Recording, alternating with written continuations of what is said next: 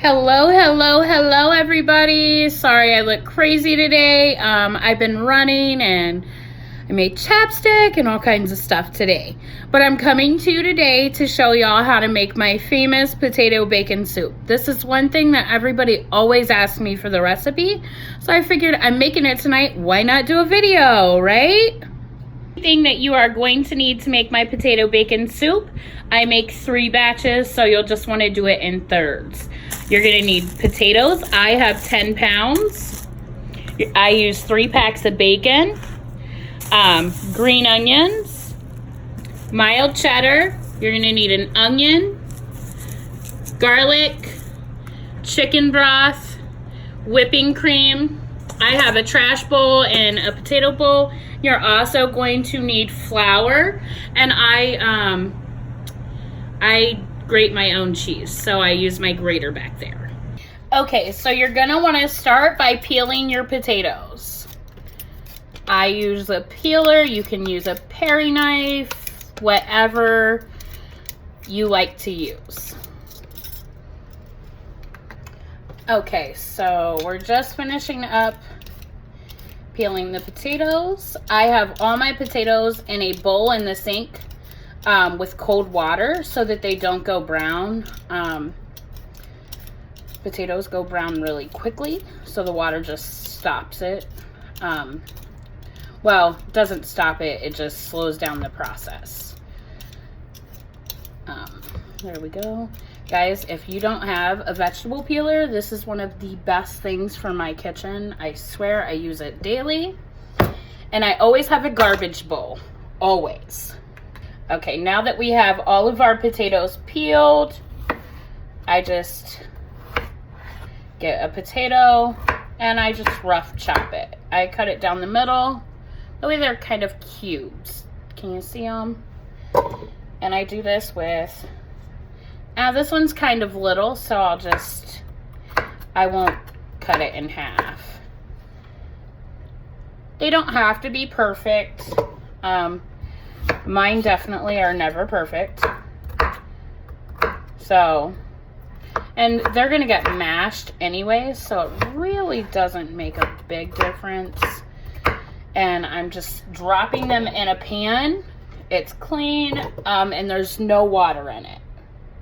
Okay, so once my potatoes are peeled, I'm going to set them in the sink, and I'm going to run cold water into the pan till it just covers the potatoes. Guys, also make sure that you are rinsing your potatoes off. That's so important. See? Just until the water is over them. You're gonna sit them on your stove. Make sure it is cold water.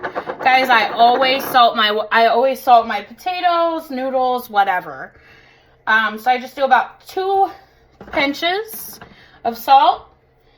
And then I am going to put it on high. And I'm gonna get another pan.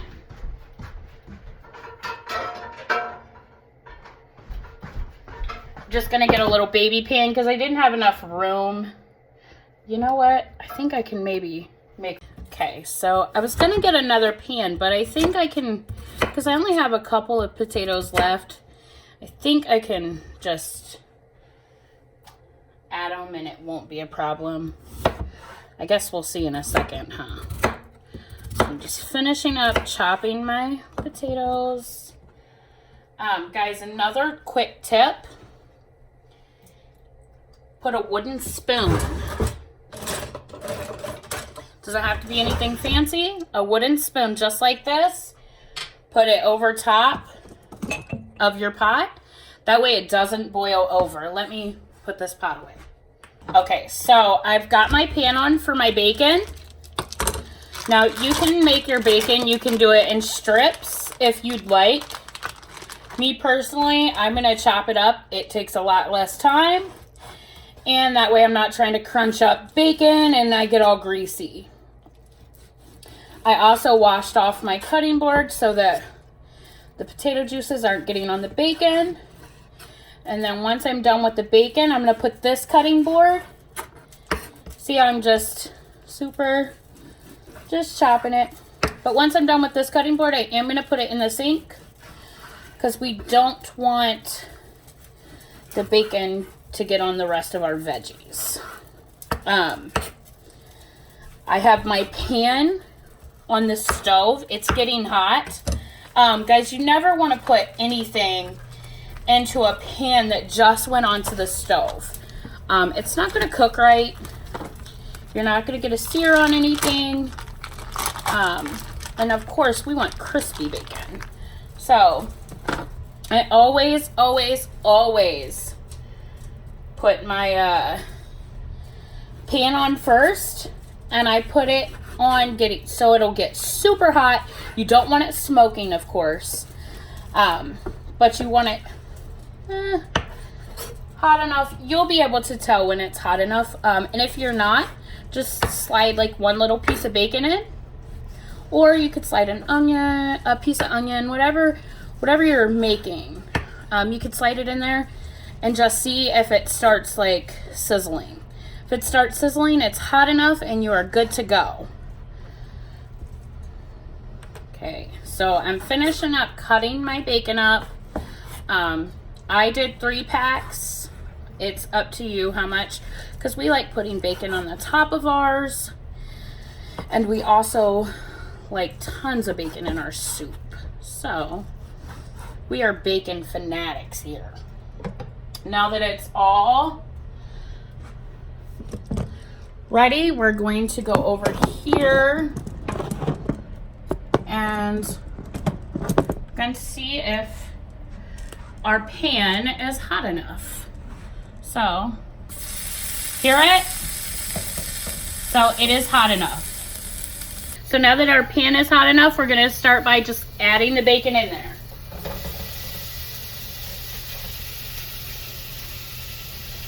I have a super big pan, guys. If you don't have a really big pan, do a little bit at a time.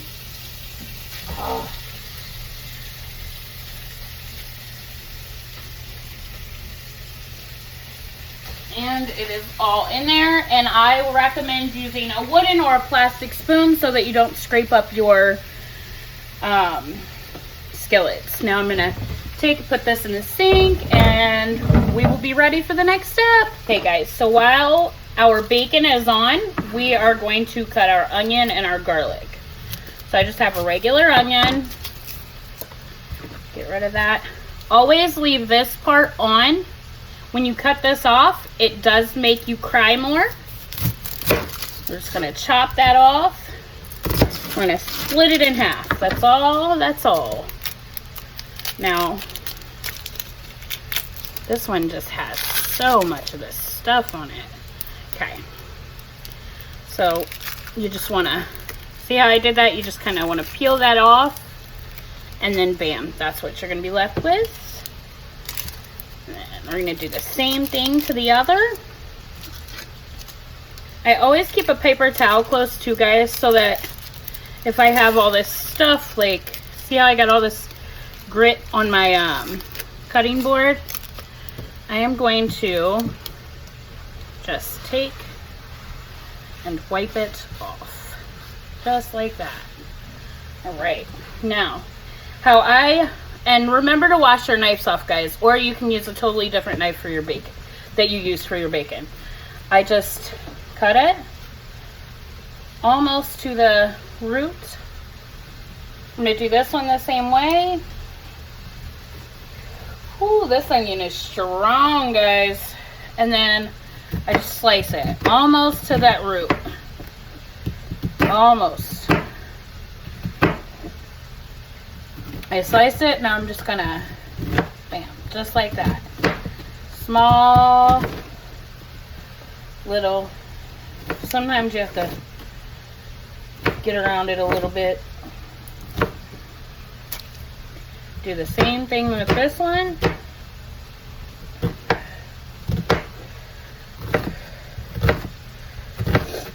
And this is ready to go. All right. Okay, now that we are done with our onion, I always just scoot it to the end. I'm going to take my garlic. See that? I just took the top off. Now we're going to take the bottom off. You don't have to do it this way. When I'm working with whole garlic though, and I need the whole thing, I do. If I'm not working with the whole thing, then I just take a little piece off at a time. Or a little clove off at a time, not a piece.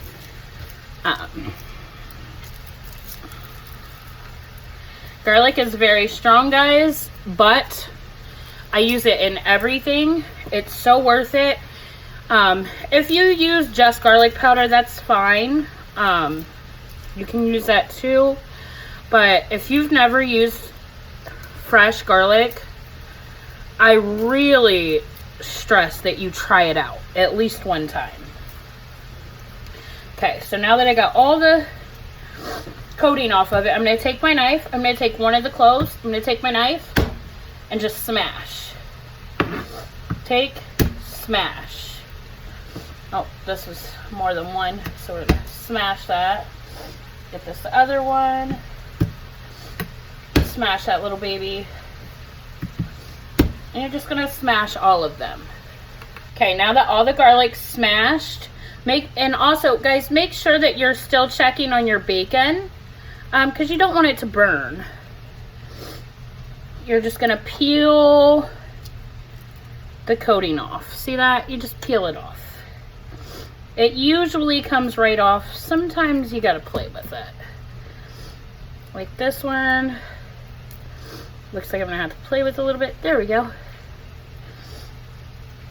Right, we got that all peeled. Now, my hands are sticky. Sometimes that garlic, when you smash it, gets super sticky.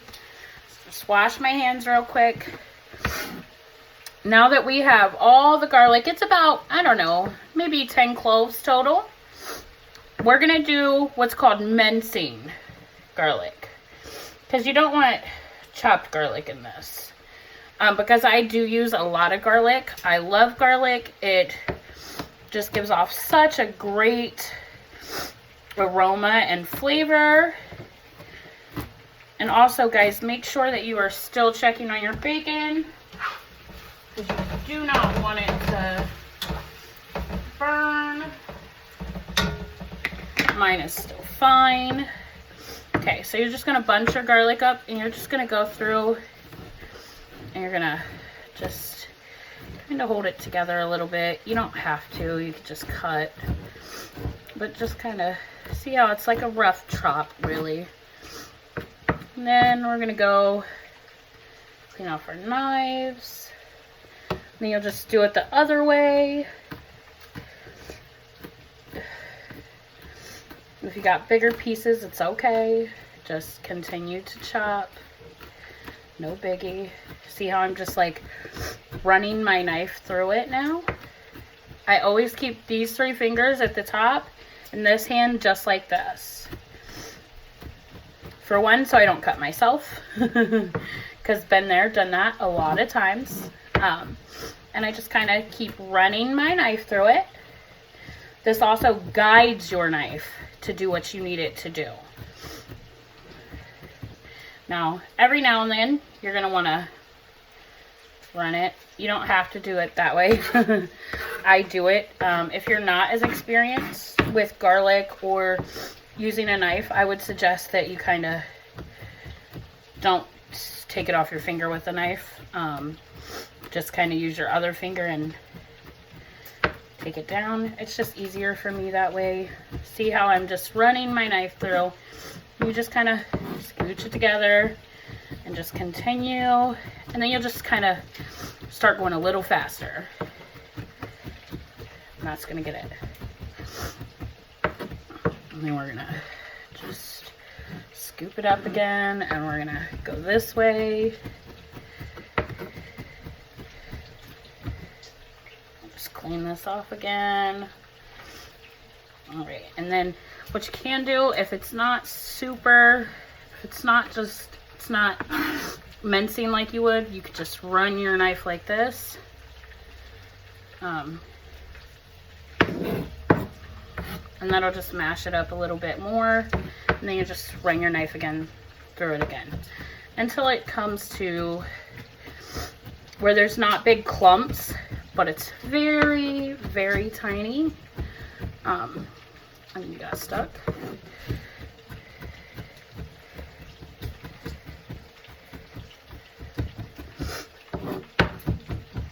And I think that that's about good. All right, so garlic chopped. All right.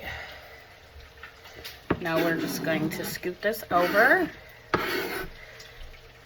All right, guys, garlic is chopped.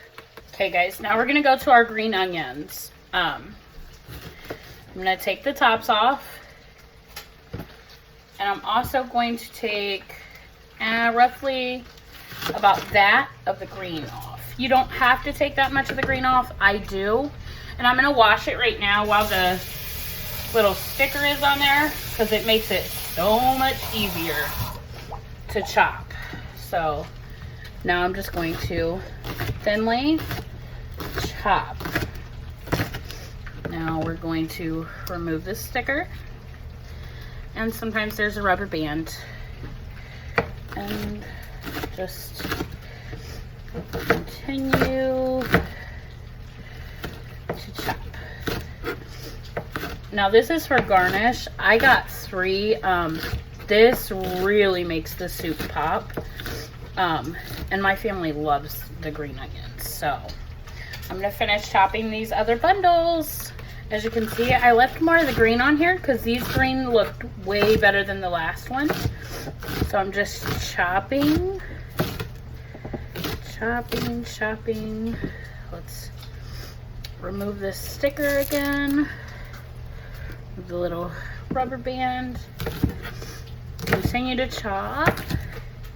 There we go. And now I'm going to move it all to a bowl because this isn't going to be cooked.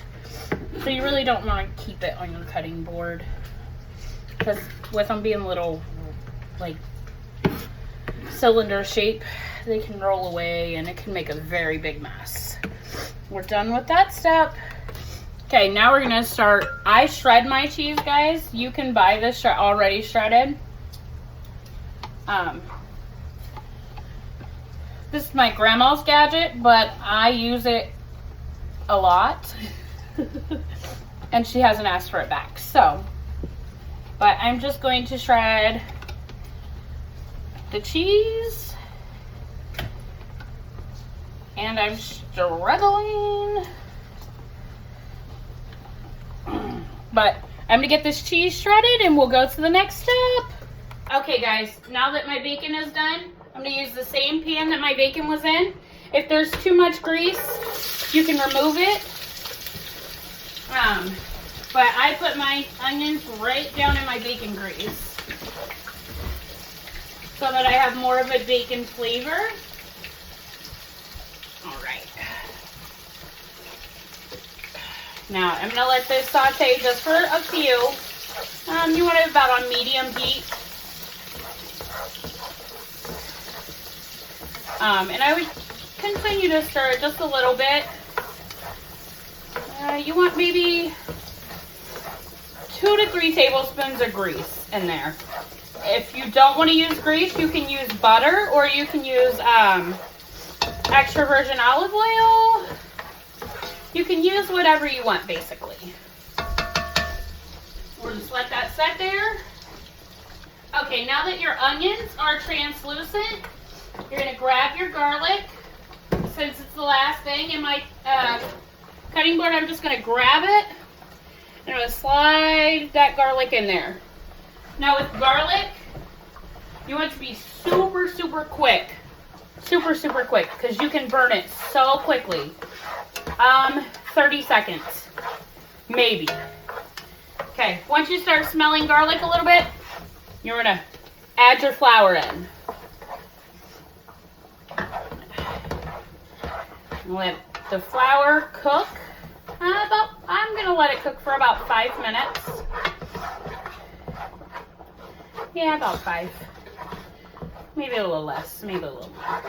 Just depends. Oh, guys, it's starting to smell so good in here. There we go. Now, while this starts cooking, I'm going to get the measuring cup.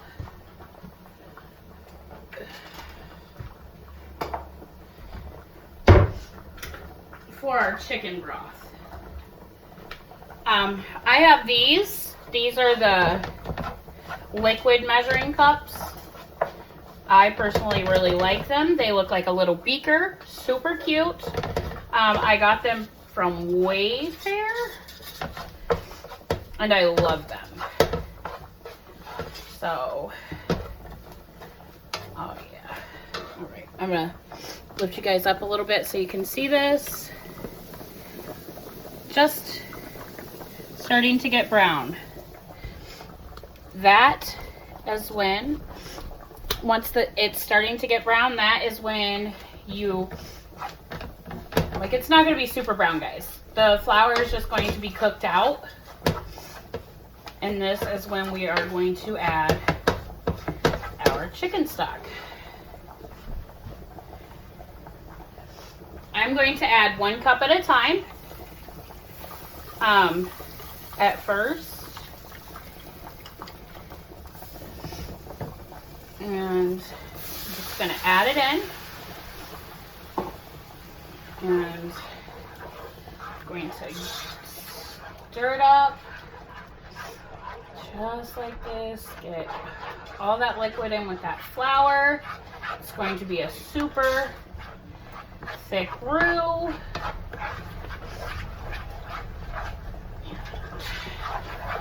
Now we're going to add, it's all mixed in there, so we're going to add another cup.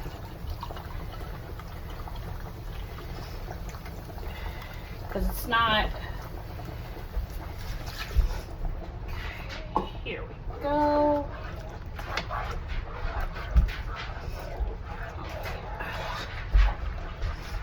You can use a whisk, guys, but I would definitely recommend using a plastic whisk if you're going to use a whisk and not a metal, because you can tear your pans up like that.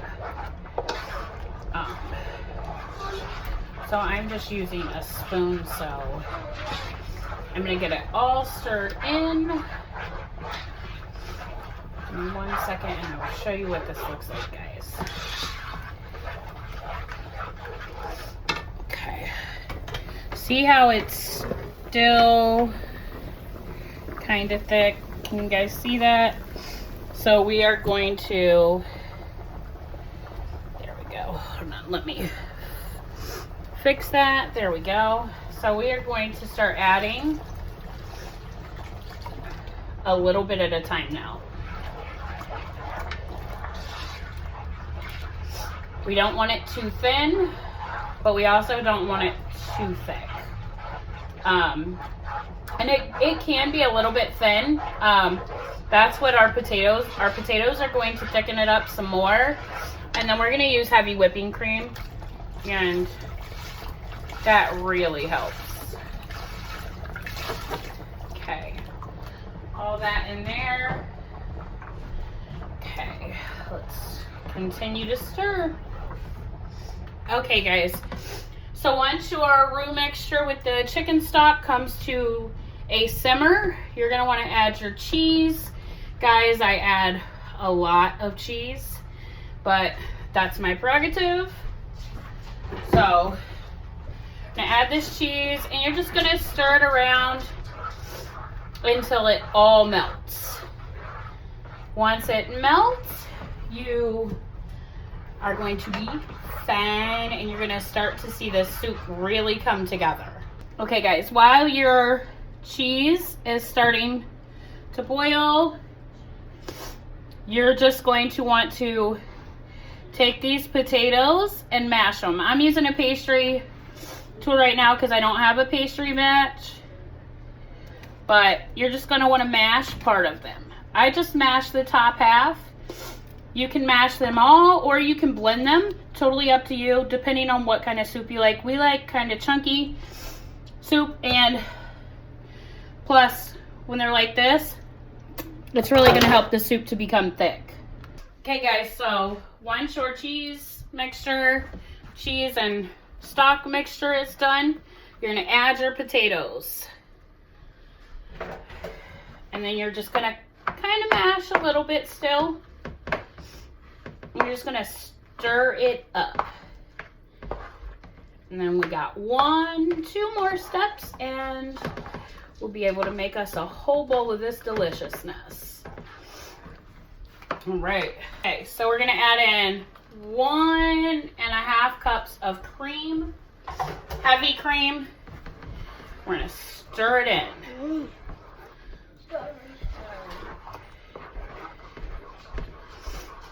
All right. Oh, there we go.